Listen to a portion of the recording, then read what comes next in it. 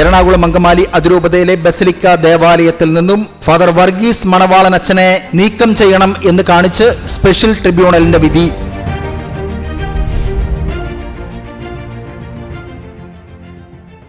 അനധികൃതമായി Ernakulam saint Mary's ബസിലിക്കയിലെ office മുറിയും താമസ സ്ഥലവും ഉപയോഗിക്കുന്ന വൈദികനോട് ഉടൻ തന്നെ ഒഴിവാകണം എന്നാണ് ഉത്തരവിൽ കാണിച്ചിരിക്കുന്നത്.